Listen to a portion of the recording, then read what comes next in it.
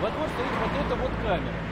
Она расположена таким образом, что для того, чтобы мне заехать во двор, мне нужно резко сбавить скорость. Из-за этой камеры практически каждый житель 97-го дома по улице Павлюхина завален письмами счастья. Несогласных много, но оспаривают единицы. Ведь сейчас все доводы слушаются только в суде. Хождение по судам сама по себе штука неприятная. Она занимает очень много времени, тем более придешь в суд к назначенному времени, очень часто заседания переносятся и так далее. Не согласен, оспорил письмо счастья дистанционно. Такой законопроект разрабатывают депутаты Госдумы. Водители смогут поспорить с камерой, уже сидя за своим компьютером.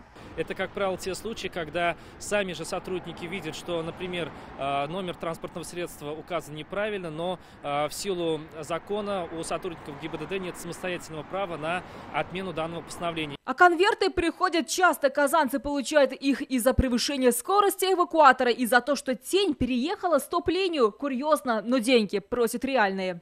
У моего брата пришел штраф на автомобиль, который вообще у него не существует. Сложнее всего водителям, которых якобы поймала вот такая вот камера не в родном городе, а чужом, проезжая мимо. И таких инцидентов, по мнению законотворцев, немало. Происходит они чуть ли не с каждым вторым автовладельцем. Это даст возможность человеку быстро и, что самое главное, без лишних усилий воспользоваться своими законными правами. Пока же получил письмо, оплатил и забыл, говорят автолюбители. Для этого нужно столько потратиться. И, я не знаю, адвокаты, не адвокаты и так далее. А если это будет именно какой-то ресурс, то, по сути, человек, не выходя из дома, с рабочего места, может просто приложить все документы. По задумке законотворцев, дистанционно оспорить факт можно будет с помощью интернет-ресурса. Наши депутаты говорят, что винить только видеофиксаторы не стоит. Фотографии, он же кто-то сидит, читает, он же устает.